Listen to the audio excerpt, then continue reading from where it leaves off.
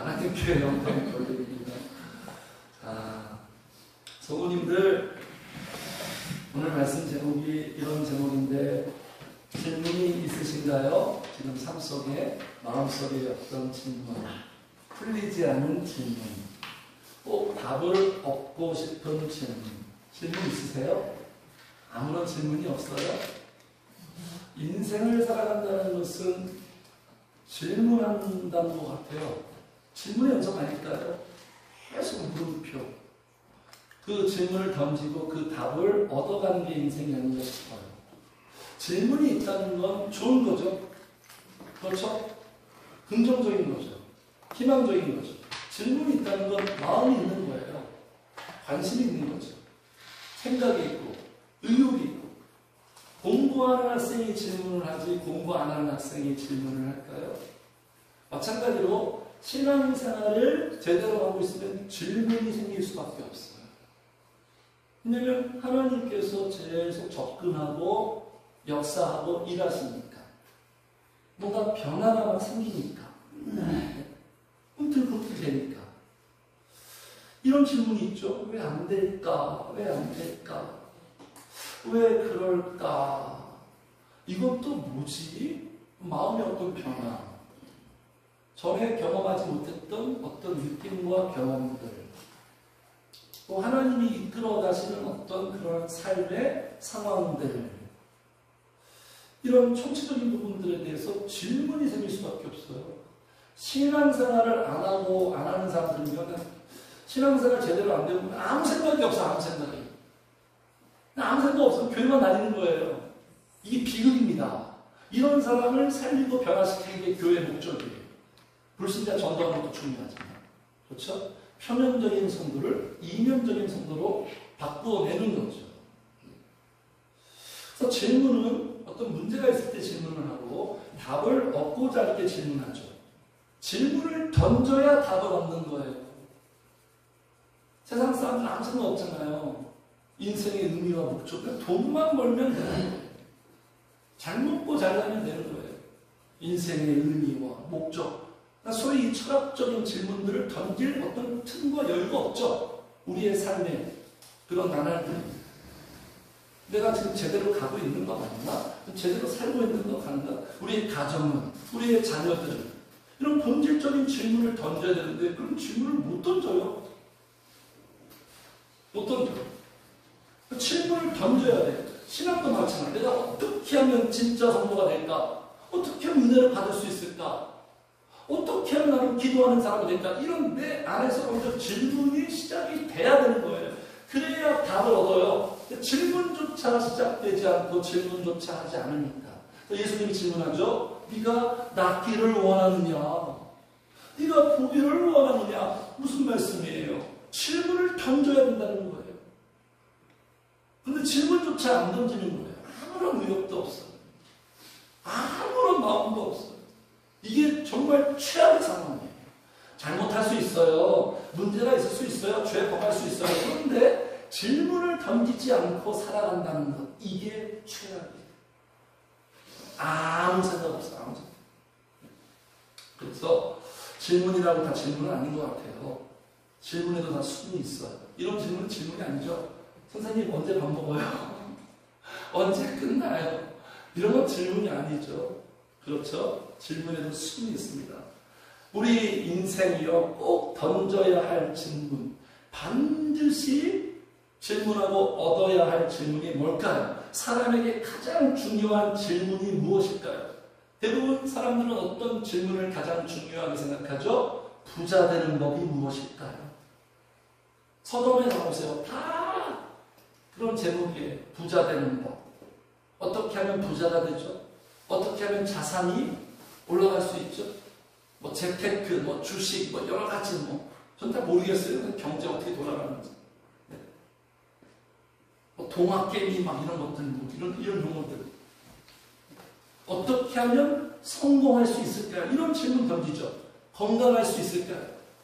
그런데 이런 질문보다 사람이 정말 반드시 던져야 할 중요한 질문이 뭘까요? 무슨 질문일까요? 같이 합시다. 구원에 대한 질문. 구원에 대한 질문. 여기 계신 모든 성도님들, 우리 어린 자녀들도요, 이 질문을 던져야 돼요. 나는 구원받았는가? 나는 구원받았는가? 이 질문을 회피하면 안 됩니다. 이 질문 앞에 내가 정면으로 마주 서 있어야 돼요. 왜 이 질문이 중요하죠? 구원받아야 영생을 얻잖아요. 구원받아, 이건 너무나 단순한 사실이죠. 그러나 정말 중요한 사실. 구원받아야 천국 가죠. 구원받아야 하나님의 복을 누리며 살 수 있죠. 구원받지 못하면 어떻게 해요? 세상 모든 것을 다 가지고 이룬다 한들 아무 소용이 없어요. 자기 스스로 100점짜리 인생이라고 총평을 해도 하나님 보시기에 구원받지 않은 인생은 그냥 빵점이에요. 빵점. 그림자라고 그랬죠? 존재감도 없어요. 이 세상에서 혁혁한 성과를 낸다 한들 하나님 보시기에 그냥 그림자예요. 그림자. 무존재. 구원받지 못하면 아무 소용 없잖아요. 의미가 없잖아요. 구원받지 못하면 하나님 없는 불행한 인생의 연속, 하나님 없는 허무한 인생, 헛된 것을 추구하고 마귀한테 농락당하지 않습니까? 우리의 인생이. 그래서 결국 우리가 가게 될 그 끔찍한 곳, 영원한 형벌을 받는 지옥으로 가고, 구원받지 못하면 이렇게 되기 때문에 이 질문을 우리가 그냥 피할 수가 없는 거예요. 그래서 오늘 본문에도 그런 질문을 지금 던지는 거예요. 본문에 한 사람이 질문을 던집니다. 사람이라면 반드시 던져야 할 질문. 자, 오늘 여기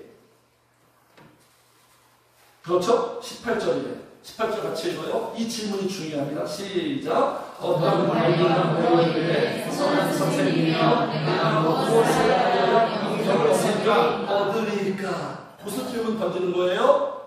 영생을 얻으리까?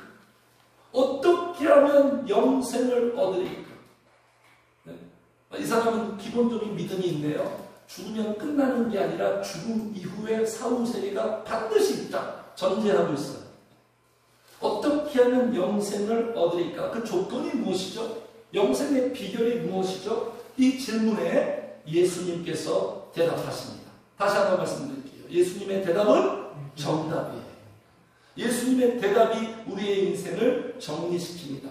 백문일답, 100가지의 문제, 수만 가지의 문제에 예수님이 답이 되는 거예요. 말씀 속에 답이 있어요. 자, 이 질문에 우리 주님이 이렇게 반응하십니다. 자, 19절 같이 해봐요. 시작. 예수께서 이르시되 내가 어찌하여 나를 사랑하여 못하느냐? 하나님 한 번 외에는 선한 이가 없느니라.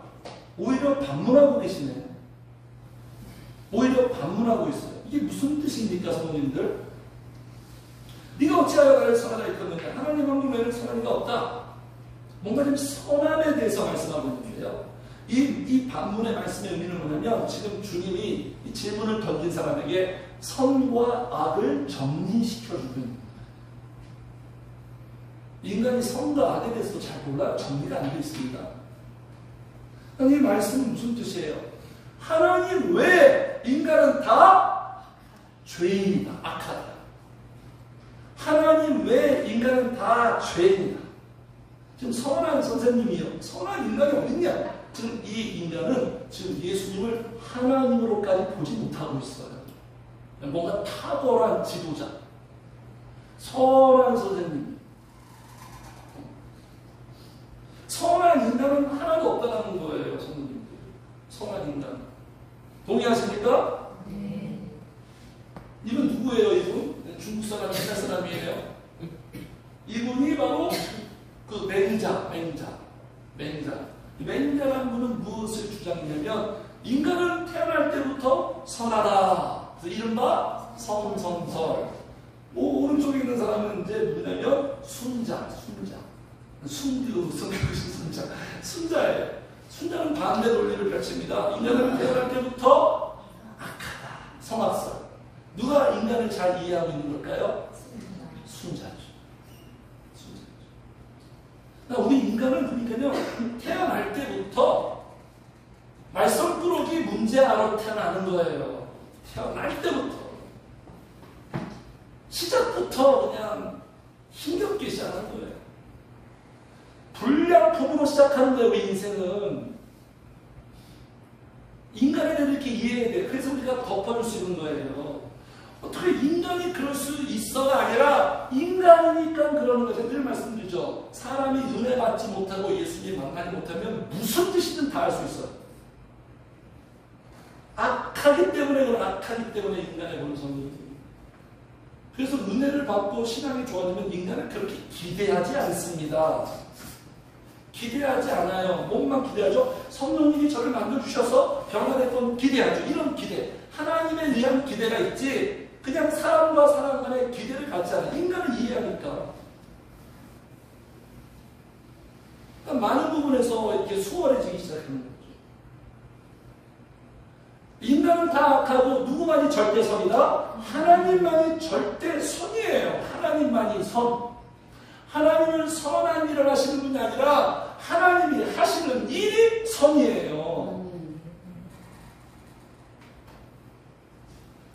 하나님을 절대선으로 여기는 자는요, 그 하나님을 절대 기준으로 여깁니다. 기준. 하나님이 내 인생의 절대 기준이자 표준이에요. 예수님이 모델이에요. 이 하나님을 절대 기준으로 삼고 분별하는 거예요. 세상 기준으로 분별하지 않아요. 세상 기준으로 분별하면 엉뚱한 결론이 나옵니다. 주님과 너무나 상반된 결과로 도출돼요. 하나님이 선이라고 하는 걸 내가 선이라고 하고 하나님이 악이라고 하는 것을 악이라고 하는 거예요. 만약에 이 하나님을 기준으로 삼지 않고 이 기준선이 무너지면 어떻게 될까요? 인생에 무질서가 옵니다. 틀림없어요. 가족이든 인간관계든 하나님을 기준으로 삼지 않잖아요. 엉망진창이에요. 막 어수선하고 막 정리가 안 되고 막 무질서. 교회도 마찬가지예요. 하나님만 다 다르죠. 근데 한 분 하나님께 기준을 삼고 거기에 통일성이 딱 이루어지면 이상하게 조화가 돼요. 물 흐르듯이 너무나 좋아요. 무질서가 되고 무정부가 되고 무법천지가 되는 거예요. 그 인생의 역사가 사사기 인생이잖아요. 사사기 인생. 여기 보세요. 그때의 이스라엘의 사사기 시대 사람들, 그 당시에 이스라엘에 왕이 없어요. 왕이 없는 건 뭐죠? 하나님의 기준을 삼지 않았어요. 그러니까 사람이 각각 자기의 소견에 옳은 대로 행하였다가 자기가 기준이에요. 자기가. 지금 오늘날 시대, 그죠? 오늘날 시대에 지금 문제가 뭐죠? 말세에 지금 증후군이 뭐예요? 예전에 분명한 기존 질서가 다 무너지고 있어요. 포스트 모더니즘 시대라고 그러죠? 예전에는 그냥 사회적 통념상 이게 진리다. 지금은 그렇지 않고 왜 진리야? 뭐 다양성이라는 그런 명령 아래 자기의 기준을 삼고 있어요. 지금 이 시대가. 그러니까 하나님의 말씀의 기준은 완전히 지금 다 엄청나게 무너져 있어요. 교회 다니는 사람도 심지어 하나님을 기준으로 삼지 않고 세상 기준을 삼고 살아가고 있다는 거예요. 이게 문제 아니겠습니까? 그래서 보세요. 차별금지법 만들려고 막 하죠. 지금 국회에서. 이게 다 인간의 기준으로 삼는 인간의 기준. 인간이 다 다양하고 인권 있고 존중을 받아야 되는데 어떤 무슨 기독교의 기준을 가지고 인간의 그 다양성을 억제한다. 이건 차별이다. 이거 법 만들어야 된다. 인간의 도전이에요. 인간의 도전. 아직까지는 우리 한국에 그저 보수 기독교인들이 많아서 국회에서 결단 못하고 있는데 언젠가는 될 거예요. 이렇게 대파는 복잡해집니다. 제가 설교 시간에 말씀대로 전하면 제가 벌금 물을 수 있어요. 더 심각해지면 감옥도 갈 수 있어요. 이런 시대가 반드시 옵니다. 우리의 노년 아니면 자녀들 시대. 믿음으로 준비해놔야 돼요. 다 무너지게 되어 있어요. 말씀. 그래서 동성애, 그죠? 차별금지법, 우리 이분들이 차별금지법 만들어낸다고 막 그러네요. 이분들이. 네? 차별금지법 제정하라. 동성애, 그죠? 이게 동성애 하시는 목사님이 동성애자랑 결혼했어요. 지금 미국은 이래요. 미국은요, 목사님이 어떤 공식적인 행사에서 저번에 한번 말씀드린 것 같은데 예수님의 이름으로 기도합니다 이런 표현을 쓰면 안 돼요. 백악관 무슨 기도회 무슨 국가 만찬 행사 때 먼저 홍보팀에서 연락이 옵니다. 기도할 때 예수님의 이름으로 기도합니다 하시면 안 됩니다. 꼭 모든 신의 이름으로 기도합니다 이렇게 하시기를 부탁드려요. 미국이 그래요. 지금 이 말이 돼요. 목사님이 모든 신의 이름으로 기도합니다. 그래서 제가 아는 그 신학교 때 제 설교학 교수님이 미국에서 목회하는데 워싱턴 장교회에서 근데 이분들은 그냥 하나님의 기준대로 이미 가서 기도할 때 국회 모임이에요. 조찬 기도회 때 예수님의 이름으로 기도했습니다. 딱 기도했습니다. 그 소식을 듣고 많은 사람들이 칭찬했대. 연락이 왔대요. 개탄스럽대요. 이 말이 되냐? 예수님의 이름으로 기도했다고 칭찬받는 이 세상. 여자 목사님이 동성애 결혼식을 주례하고 있어요. 지금 세상이 이렇게 돌아가고 있어요. 이분도 동성애 목사님이에요. 기준이 무너지면 이렇게 돼버리는 거예요. 주님 이렇게 말씀하시죠. 그와 같이 남자들도 순리대로 여자 쓰기를 버려. 이게 성적인 그거예요. 서로 향하여 능력이 불일듯하게 남자가 남자와 더불어 부끄러운 일, 동성애 무슨 인권이고 사랑이고 어떤 그게 아니에요. 결국은 성적인 욕구예요. 성적인 욕구. 말도 못합니다. 이들의 실상이. 주님 분명하게 지금 기준을 정해주셨어요. 시작. 그들의 그릇된 상당한 보응을 그들 자신이 바라는 그릇된 거예요. 동성애.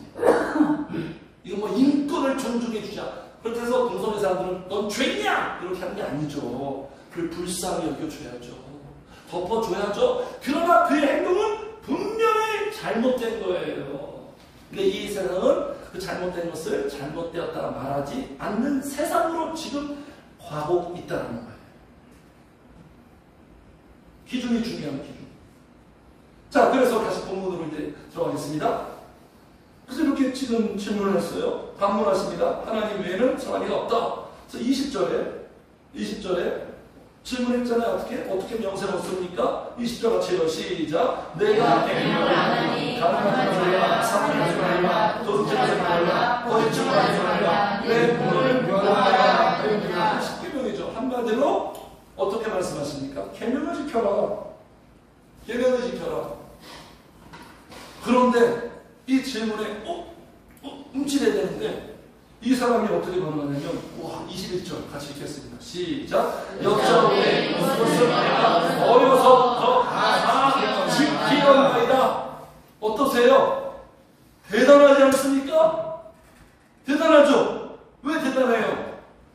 어려서부터 계명을 다 지킨 게 대단한 게 아니라 예수님 앞에 이렇게 말할 수 있는 게 대단한 거예요. 성모님들은 어떠해요? 어떻게 말할 수 있어요? 어떻게? 이렇게 말할 수 있어요? 어려서부터 다 지켰어요. 자신감 있게 한 점 부끄럼 없이 예수님 앞에 이렇게 말할 수 있나요?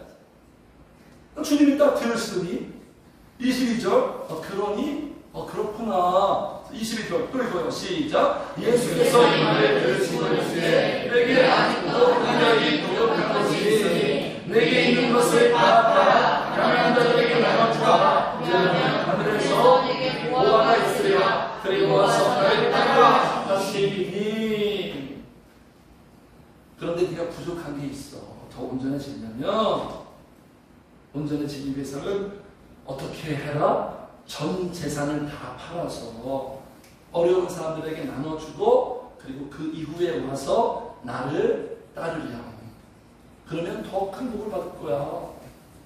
보화를 얻게 될 거야. 자, 여기에서 알 수 있는 사실.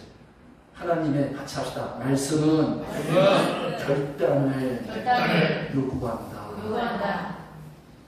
지금 오늘 이 자리에 우리에게 그냥 좋은 말씀을 듣는 교양 수업 아닙니다. 설교 시간은 교양 수업이 아니에요. 지식습들이 아니에요. 말씀은요, 결단과 변화를 요구해요. 심지어 말씀은 올인, 올인을 요구해요. 그래서 우리가 우리의 육의 속성은 부담스러운 거예요. 그래서 교회 나오기 싫은 거예요. 그래서 적당한 주님과 거리를 유지한 채 밀당을 할 수밖에 없는 거예요. 하나님의 말씀은 때로는 사생결단을 요구해요. 이렇게 했으면 좋겠다, 좀 좋아질 텐데가 아니라, 갈멜산에서 엘리야 선지자가 하나님 편에 서든지 바울 편에 서든지 오늘 결단해라. 더 이상 머뭇거리지 마라. 이게 인간의 고질병이에요. 머뭇거려요. 정답인 줄 알면서도 그게 솔직히 싫은 거예요. 가진 온갖 변명과 근거는 다 되지만 솔직히 싫은 거예요, 그냥. 그래서 머뭇거리는 거예요. 몰라서가 아니에요.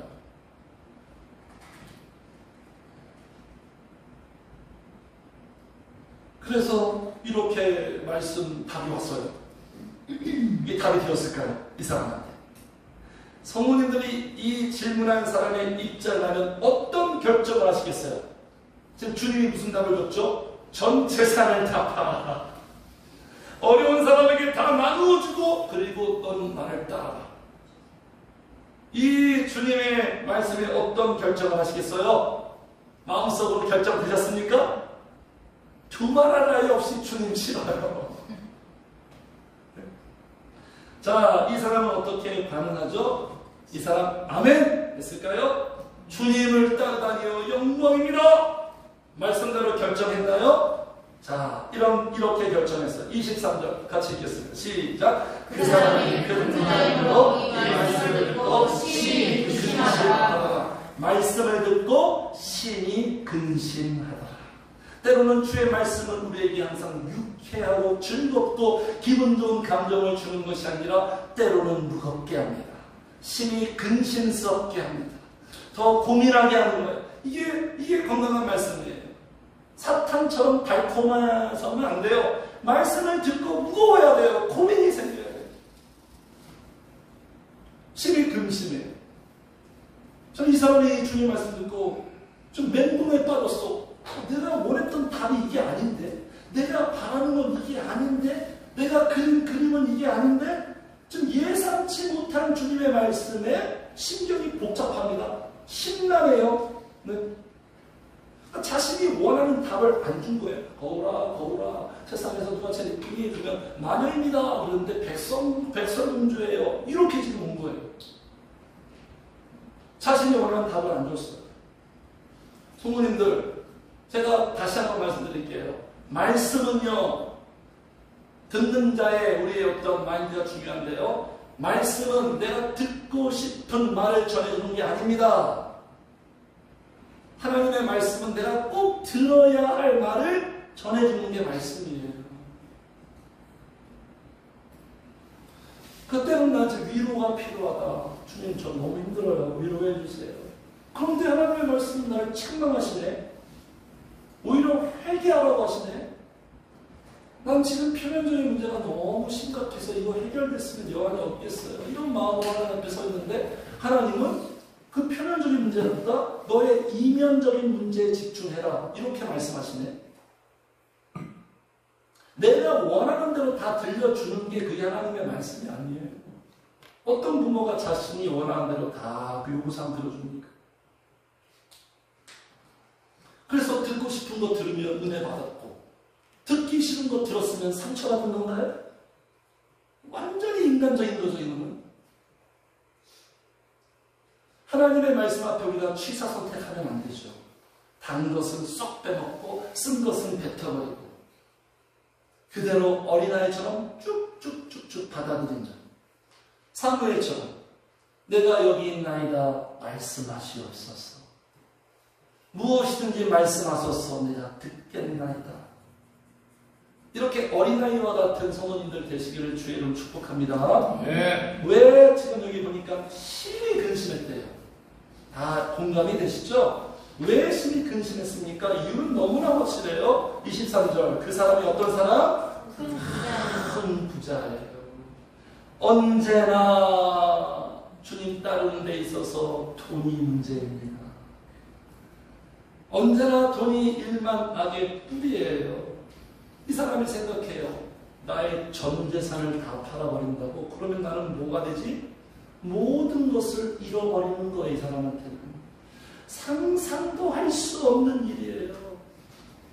그 물질이 나를 안정하게 하고, 그 물질이 나를 풍요롭게 하고, 그 물질이 나를 윤택하게 하고, 그 물질이 나를 행복하게 하는 장치인데 그걸 다 팔아버린다고? 어휴, 상상도 하기 싫어. 끔찍해, 끔찍해.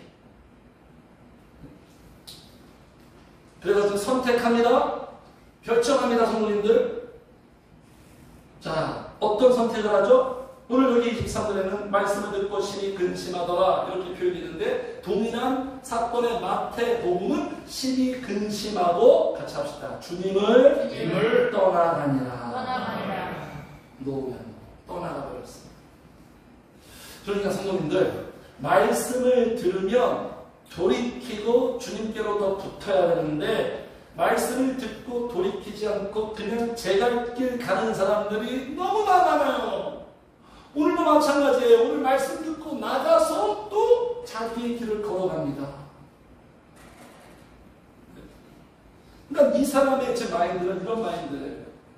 가시떨기형 인간이, 가시떨기에 뿌려졌다는 것은 말씀을 들으나 세상의 염려와 재물의 유혹 때문에, 물질의 유혹 때문에, 물질에 대한 애착 때문에 말씀이 막혀서 결실하지 못하는 거예요. 오늘 이 사람은 가시떨기형 인간이에요. 그러니까 성도님들, 이런 선택을 했다는 것은 우리 인간들이요, 우리 인생이 끊임없는 선택과 결정의 연속이죠. 그 선택과 결정은 무엇에 의해서 하나요? 그 기준이 뭐예요? 가치관이죠, 가치관. 가치관에 따라서 선택하고 결정하잖아요. 가치관이 뭐예요? 내가 제일 귀하게 여기는 거, 내가 가장 중요하게 여기는 거, 내가 제일 좋아하는 거, 이 가치관에 따라서 사람은 선택하고 결정해요. 여기 계신 성도님들 다 제각각 자기만의 가치관이 있을 거예요. 성도님들이 생각할 때 나에게 제일 귀하고 중요하고 좋은 건 뭡니까? 네? 그 가치관에 따라서 우리가 시간도 사용해요. 가치관에 따라서 스킬을 또 잡아요. 가치관에 의해서 선택합니다. 가치관에 의해서 포기해요. 본문의 질문을 던진 이 사람의 절대 가치관은 뭐예요? 주님이 아니죠. 결국은 드러났죠. 주님이 아니라 물질이에요.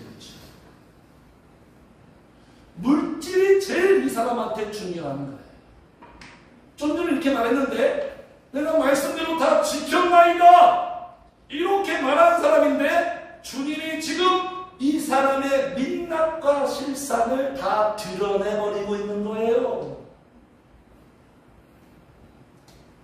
물질을 선택하고, 성도님들, 선택한다는 것은 포기하는 거예요. 두 마리 토끼 잡을 수 없어요. 하나를 선택하는 건 하나를 버리는 거예요. 이걸 소유하겠다는 건 버리는 거예요.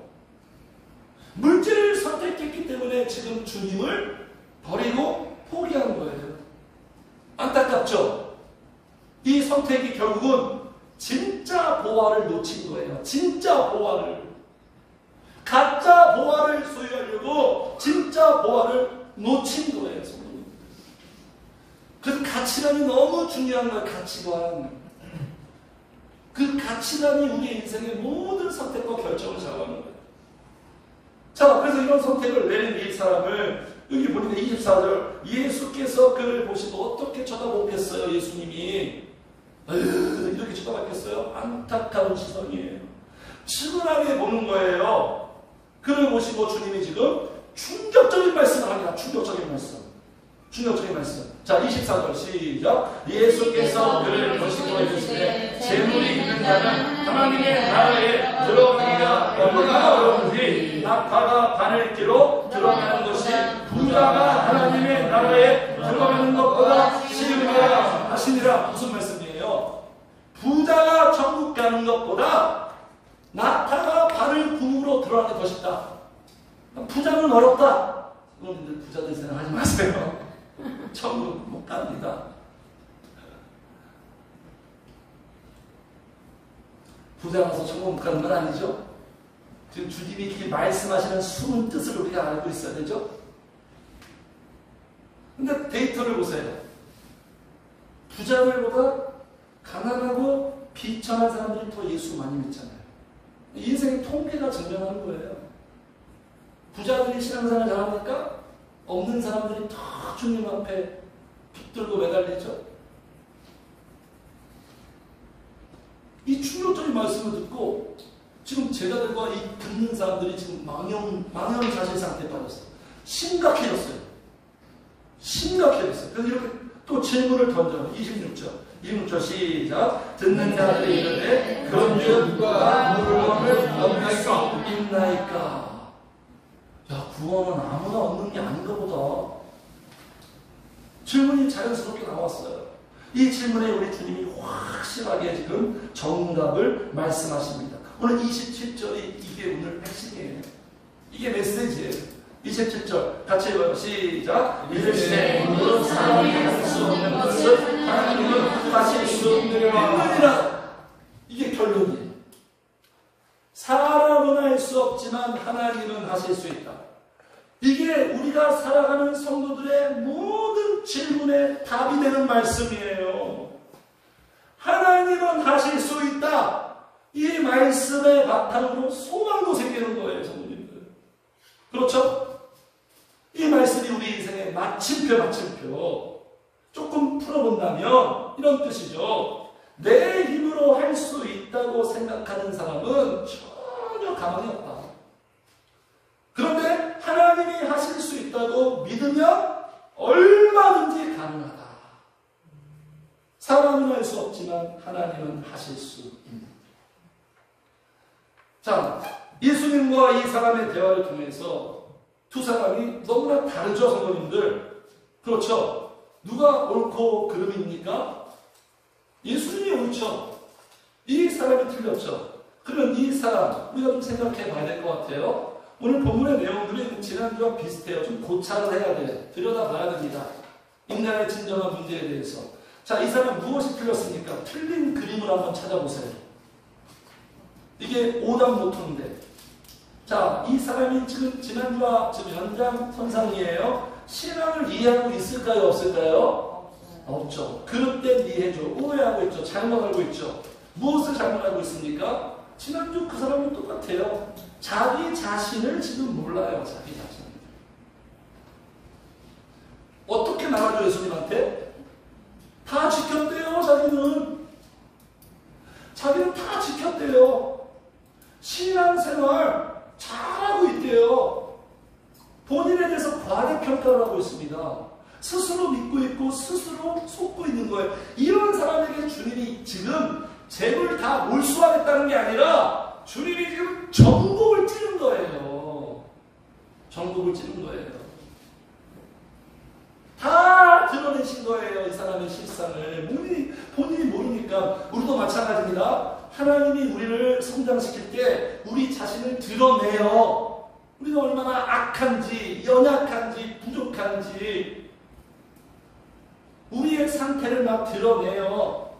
그래서 때로는 그 실패와 패배를 통해서 우리를 다듬어 가는 거예요. 시행착오를 때로는 내버려 두십니다. 거기서 느끼고 깨달아서 온전한 길로 인도하려고.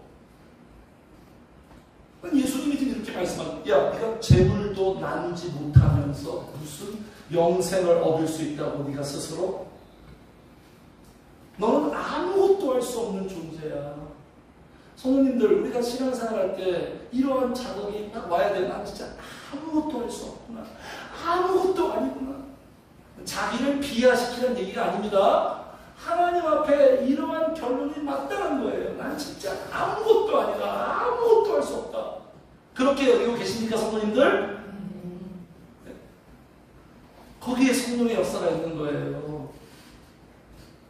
그냥 부자라서 지금 천국 못 가는 게 아니라 17절, 몇 절이에요? 27절처럼 자기가 하려고, 자기가 지키고, 자기가 뭐 해서 이것 때문에, 이 자기의 이것 때문에 지금 천국 못 들어가는 거예요. 네. 부자가 아니에요, 부자가. 두 번째, 구원관이 잘못됐어요. 구원에 대한 생각이 잘못됐어요. 자, 질문을 어떻게 했죠? 처음에 18절 어떤 관리가 물어 이르되 선한 선생님이여, 같이 읽어요. 시작. 내가 무엇을 하여야 영생을 얻으리까? 질문이 왜 잘못됐죠? 무엇을 하여야 영생을 얻는 줄 알아. 행위에 근거됐어요. 정확한 질문은 뭐죠? 어떻게 질문을 조정해야 돼요? 누구를 믿어야, 내가 누구를 믿어야 영생을 얻을 수 있습니까? 이렇게 하나님의 은혜를 붙잡아야 되죠. 그래서 여러분들, 사람은요, 기본적인 문제 더 확실히 우리가 다져봅시다. 사람은 스스로 구원 받을 수 있어요, 없어요? 절대로 구원 못 받을 수 있어요.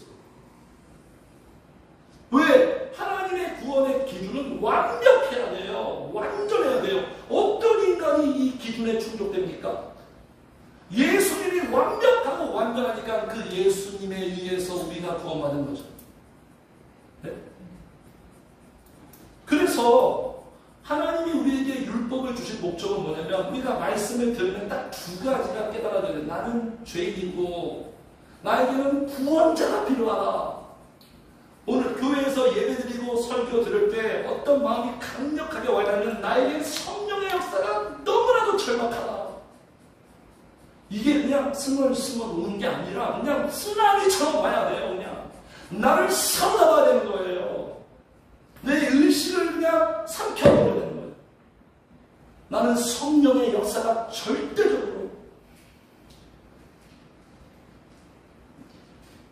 그래서 인간이 자꾸 안 되는 것을 자기가 하려고 무모한 도전과 미련한 짓을 해요.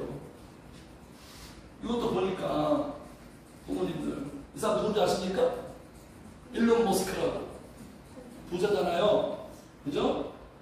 일론 머스크. 이 사람의 비전이 뭔지 아세요? 지구가 지금 살기 안 좋으니까 화성으로 이주하려고. 화성을 개발해요. 무모한 도전 아닌가요? 하나님이 창조할 때 하나님의 그 계획은 뭐죠? 지구에서 살아라. 촉촉하게 내가 만들어놨으니까 너희들 잘 관리해가지고 여기서 행복하게 살아라. 이게 하나님의 뜻인데, 지구 우리 인간들 다 망쳐놓고 대학으로 화성으로 살려고 하는 이러한 무모한 도전. 인간은 늘 이래요. 하지 말라는 걸 자꾸 시도합니다. 하나님의 방식대로 안 가요. 자꾸 자기 방식 고집해요. 이게 우리 인간의 고집병. 그렇죠. 하나님의 방식은 피부에 와닿잖아요. 피현실인 것 같아요. 눈에 보이는 인간적인 방식이 더 합리적이고, 오직 하나님만이 우리의 구원자가 되는 거예요. 성도님들, 주님이 나를 구원하시려고, 하나님이 나를 구원하시려고 하나님은 어떻게 하셨습니까? 하나님은 어떻게 하셨어요? 구원에 대해서, 그 과정에 대해서 이해하고 계십니까? 성부 하나님이 계획하고, 언제부터 계획했죠? 세상 만들기 전부터 성도님들 한 분 한 분 구원하겠다고 계획을 잡으셨대요. 놀랍죠? 그리고 성자 예수님이 이 땅에 오셔서 그 구원을 실행했어요. 십자가와 부활로. 그러면 이 두 가지만 딱 완성되면 되는, 객관적인 사실이에요. 그 누가 부정할지라도 이건 객관적인 사실이에요. 예수님이 이 땅에 오셨어요. 십자가에서 죽으셨어요. 부활하셨어요. 이 객관적인 사실을 내가 믿어야 될 거 아니에요. 내가 믿어야 될 거 아니에요. 나에게 주관적인 사실이 돼야 될 거 아니에요. 그래서 그 역할을 누가 한 거예요? 성령님이 적용한 거예요. 성령님이 적용하지 않으면 이 객관적인 사실이 나랑 아무런 상관이 없어요. 그래서 성령님은 예수님을 믿게 하시는 거예요. 믿게 하시는 거. 자, 그러므로 내가 너희에게 알리노니 하나님의 영으로 말한다는 누구든지 예수를 저주할 자라 하지 아니하고, 시작. 또 성령으로 아니하면 누구든지 예수를 주시할 수 없느니라. 성령님이 아니면 절대로 인간은 예수를 믿을 수 없다는 얘기예요. 최고의 기적이 뭐라고요? 내가 예수를 믿게 된 게 최고의. 인간은 예수를 믿을 수 없어요. 인간은 뭔가 보여야, 과학적으로 증명이 돼야 믿지. 육신적인 존재는 보이지도 않은 그 존재를 내가 어떻게 믿어요? 이건 성령님이 적용하셔야지만 되는 위대한 기적의 역사예요, 성도님들. 성령님이 우리에게 역사해야 하나님이 나의 하나님이 되는 거예요. 그래서 하나님이 나를 구원하고 복을 주려고 이렇게 성부, 성자, 성령 하나님이 총동원되셨고 때로는 사람도 동원시키고 상황도 동원시키고 작업을 걸어서 우리를 구원의 놀라운 길로 인도하셨다는 거예요. 할렐루야. 네. 그래서 성도님들, 그래서 구원받고 영생 얻은 자의 라이프 스타일은 뭐냐면 딱 오늘 27, 이 말씀대로예요. 다시 한번 읽을까요? 27절 시작. 이르시되 그 사람이 할 수 없는 것을 하나님이 하실 수 있느니라. 구원받고 영생 얻은 자의 라이프 스타일이에요. 사람 나는 못해. 나는 할 수 없어. 나는 한계가 있어. 그러나 하나님은 하실 수 있어. 내가 하려고 하는 게 아니라 누가요, 성도님들? 성령님이 역사하도록, 성령님이 역사하도록, 하나님이 하시도록. 신앙생활도 마찬가지예요. 신앙생활도 이렇게 하면 안 됩니다. 이런 방식으로 하면 안 돼요. 오늘 말씀 딱 듣고 말씀을 내가 깨달아야지 이해했어. 딱 이해하고 저 말씀대로 일주일 동안 살려고 막 애쓰는 거예요. 이게 아닌 거예요. 이렇게 신앙생활하는 게 그게 율법주의예요. 율법주의. 이렇게 신앙생활하는 게 아니라 내 의지가 아니라 내 속에서 역사하시는 누구의 능력으로? 성령의 역사로. 나는 말씀대로 살 수가 없어요. 나는 연약해요. 나는 부족해요. 나는 넘어져요. 성령님 내게 역사해 주세요. 힘을 주세요. 은혜 주세요. 주님을 따를 수 있도록, 승리할 수 있도록 이렇게 성령님을 붙드는 거예요. 그러니까 신앙은 뭐냐? 성령님과 함께 하는 게 신앙이에요. 네? 내 마음, 성도님들, 내 마음 내가 어떻게 할 수 있습니까? 난공불락의 세계 아니에요. 내 마음 평안하라면 평안해지던가요? 담대하라면 담대해지나요? 셀프 컨트롤 되나요? 내 마음도 자꾸 인간의 문제, 사람이 뭐 심리학을 동원하고 요가, 명상, 뭐 독서해라, 여행 가라. 그런다고 마음이 어떻게 변화되고 안정이 되나요? 마음도 성령님이 하실 수 있는 거예요. 사람은 할 수 없는 하나님이 내 마음 지켜주고 내 마음 평안하게 하고 내 마음을 새롭게 하고 변화되게 하고 사람의 마음 드는 거 성령님이 할 수 있는 거. 일도 마찬가지예요. 내가 열심히 일하는 게 아니에요. 내 일과 수고 속에 성령님이 함께 해주셔야 됩니다. 가정도 인간들이 아무리 노력한다고 되지 않죠. 노력은 해야겠죠. 성령님이 하셔야 돼요. 자녀들도 마찬가지예요. 성령님이 하셔요. 성령님이. 교회도 마찬가지고 성령님들. 그래서 이렇게 성령님이 역사를 소원하는 자들은 무슨 행동을 합니까? 당연하죠. 구하고 찾고 두드리는 거죠. 왜냐하면 하나님은 우리의 기도를 통해서 일하십니까? 우리의 기도를 통해서 복을 줍니까? 그래서 기도하는 사람들은요, 같이 합시다. 성령님이 일하시는 것을 보게 된다. 이 말씀이 그냥 뚜렷해져요. 야, 하나님이 하시는구나. 이 묘미와 이 행복이 얼마나 끝내준 줄 아십니까, 성도님들? 그러면 마음이 평안해져요. 근심, 걱정, 두려움, 이 모든 부분들 마음이 제어가 됩니다. 하나님이 하고 있다라는 걸, 이걸 그냥 설교로만 들으니까 자꾸 이게 아예 안 되죠. 자꾸 내가 하려고 하는 거, 내가 하려고. 기도하는 틀림없어요. 예레미야 33절. 이를 행하는 여호와, 성취하는 여호와가 말한다. 너는 내게 부르짖어라. 내가 너에게 응답할 거고 네가 알지 못하는 그거 비밀의 일을 내가 같이 합시다. 내가 너에게 보이리라. 일하시는 거 봐요. 뭘 보겠습니까? 그냥 인간들이 할 수 있는 일 그 정도가 아니죠. 기적을 봅니다. 기적을 봐요. 하나님이 하시는 일이 뭐예요? 기적이에요. 기적은 어떻게 정의하죠? 인간이 할 수 없는 것을 하는 게 기적 아닙니까? 내가 할 수 없는 것을 하게 되는 게 기적 아니에요. 진정 아까 말씀 좀 전에 최고의 기적, 내가 예수를 믿게 된 거. 그리고 내가 할 수 없는 게 뭐예요? 이거 내가 할 수 있어요, 성도님들? 이거 내가 할 수 있어요? 사랑할 수 있어요? 사랑할 수 있냐고요? 우리 인간은 나한테 잘해주는 사람만 사랑해요. 나한테 잘해주는 사람만 반응하는 거지. 고린도전서 13장처럼 살아갈 수 있어요? 그런 수준이 됩니까 우리 인간이? 사람, 희락, 기뻐할 수 있어요? 온통 그냥 삶에 그냥 문제가 많은데 어떻게 기뻐해요? 화평할 수 있어요? 우리의 승질머리들이 그렇게 다 그렇습니까?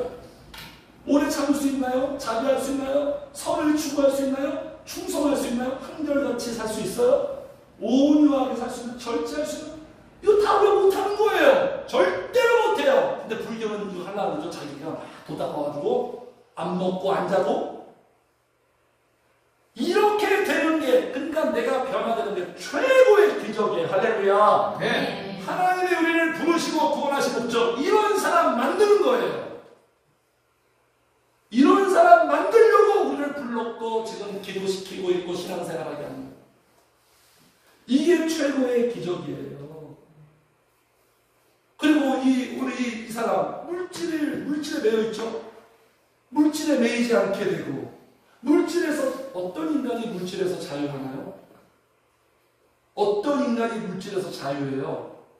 물질에서 자유할 수 있는 인간은 하나도 없을 것 같아요. 근데 이 안 되는 게 되게 물질에서 자유되고, 사도행전 시절에 보세요. 성령이 임하니까 믿는 우리가 한 마음만 뜻대어 모든 물건을 서로 통하고, 시작. 자기 재물을 조금이라도 자기 것이라 하는 이가 하나도 없더라. 이게 말이 되냐고요. 이게 인간이 되냐고요. 정치가 이걸 하려고, 그죠? 사회주의가 이걸 하려고 하잖아요. 이게 되나요? 이게 강제성으로 무력으로 되나요? 시스템으로 되나요? 인간이 호락호락한 존재가 아니에요. 성령이 임하고 하나님이 하시니까 물질을 최고로 여겼던 인간들이 이렇게 되버립니다. 이게 말이 되냐고요? 이런 일은 있을 수가 없는 거예요. 엄청난 기적이에요. 하나님이 하실 수 있는 거예요. 그래서 이렇게 돼버려요. 시작. 또 재산과 소유를 팔아 각 사람의 필요를 따라 나누면 이게 되냐고요. 기득권을 가진 게 우리 인간의 본능인데 그 기득권을 포기한다? 오늘 이 사람한테 주님이 이렇게 하라고 했잖아요. 못해요. 못해. 안 하겠다는 게 아니라 못해요. 그런데 성령이 임하면 하실 수 있다는 거. 할렐루야. 된다는 거예요. 성도님들 가능하게 되는 거예요. 이렇게 저도 하나님이 여행 주시지 않았으면 저도 돈 하며 살았을 텐데 물질에서 자유하게 돼서 얼마나 감사한가요? 그래서 이런 생각이 점점 확고해집니다.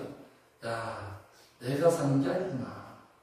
기도하는 사람들은요, 그리고 세상적인 것을 얻는다고 잘 사는 게 아니구나. 성령님으로 살아가는 거구나. 인생은 하나님이 살아가게 하는 거구나. 그래서 그 하나님이 내 곁에 계시니, 그 하나님이 나를 붙들고 계시니, 나와 함께 하시니 더할 나위 없이 좋은 거예요. 어떻게 내 인생이 이렇게 되어버렸지? 하나님이 지금까지 살아온 것도 하나님이 나를 살게 하셨구나.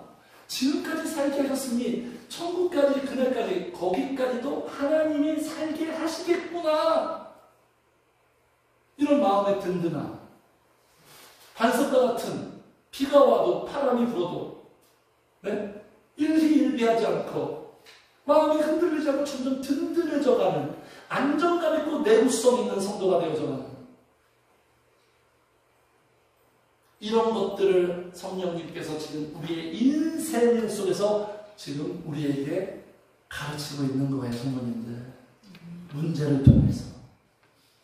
우리는 문제가 있으면 못 살겠다고 막 그냥 떼쓰는 게 우리 인간인데, 그 문제 때문에 네가 사는지 못 사는지 봐라. 너 지금 문제 심각하지? 근데 그 문제 때문에 네가 지금 살게 되는지, 네 생각대로 못 사는지 봐라. 내가 너를 살게 하는지 한번 봐라. 나를 찾아라. 기도해라. 어떻게 되는지. 그걸 하나님이 계속 우리의 인생을 통해서 수업해 가시는 거예요. 성도님들. 사람이 아니라 하나님이 하실 수 있다. 이게 바로 진정한 보화예요. 그래서 이 부자의 문제는 뭐냐면 마지막으로 무엇이 보화인지 몰라요. 물질이 보화예요. 그러니까 물질이 주인이고 매여 있죠. 성도님들 무엇이 보화인 것 같아요? 성도님들 생각할 때 인생 최고의 보석은 뭐예요? 성령님이 나의 보화예요. 아까 예수님 말씀하셨죠? 다 팔고 나한테 와라. 다 따라라. 그러면 뭐가 있다? 보화가 있다는 거예요. 뭐가 진짜 보화예요? 하나님이 최고의 보화예요. 성령님이 최고의 보화예요. 그 보화 대신 하나님께서 같이 합시다. 나를 보석으로 만드신다. 보석으로 만드신다. 나를 보배로운 존재로 만드세요. 그래서 주님 말씀하셨죠. 그리고 와서 나를 따르라. 그럼 여기 베드로가 말합니다. 28절. 베드로가 여짜오되 보옵소서 우리의 것을 다 버리고 주를 따랐나이다. 주님만을 바라보고 따라가는 게 최고의 보화예요. 믿습니까? 동의하십니까? 네. 이게 최고의 좋은 거예요. 주님만 섬기며 따라가는 거예요. 보배를 우리에게 발견하게 하십니다. 그래서 모세가 다 버린 거예요. 다 거절하고 왕궁 거절하고 왜? 하나님 백성과 고난받는 걸 더 좋아하고 왜? 더 큰 재물로 이게 더 큰 보배인 거예요. 왕궁에서 초호와 럭셔리 삶보다 비록 광야에서 힘들고 불편하지만 이게 진짜 보배라는 걸 모세가 알았어요. 그러니까 여기를 선택하고 여기를 포기해버린 거예요. 이 모세의 가치가 모세의 가치. 네. 이런 자들에게 주님이 마지막에 약속합니다. 오늘 결론입니다. 30절. 자, 29절 제가 읽을게요. 이르시되 내가 진실로 너희에게 이르노니 하나님의 나라를 위하여 주님을 위하여 집이나 아내나 형제나 부모나 자녀를 버린 자는 이 문자 그대로 이해하면 안 돼요. 지금 다 때려치는 얘기가 아닙니다. 여기 버린 자가 뭐냐면 이것들보다 예수님을 더 보화롭게 생각하는 자는 예수님을 최고의 가치로 여기는 자는 그래서 주님을 따르는 자는 30절 시작 연세 여러분을 받고 내세 영세를 받지 못할 자가 못이라 할렐루야. 어때요? 무슨 말이에요? 이 땅에 살면서도 복을 받고 천국의 복을 받고 세상에 줄 수 없는 복을 여러 배나 받고 죽은 이후에도 천국에서 충만하게 받고 한마디로 뭐죠? 복이 넘친다는 것. 약속 주님이 주신 몇 배나 행복해지고 복이 넘치는 인생이 될 것이다. 이 주님의 약속을 꼭 믿으시고 성도님들 오늘 주님의 이 말씀 우리의 모든 질문에 대한 하나님의 대답 사람은 자 우리 27절 읽고 마치겠습니다. 시작 이르시되 너는 사람이 할 수 없는 것을 하나님은 하실 수 있느니라. 이 믿음으로 계속 주님 따라가시는 성도님들 되시기를 주의 이름으로 축복합니다. 아멘. 191장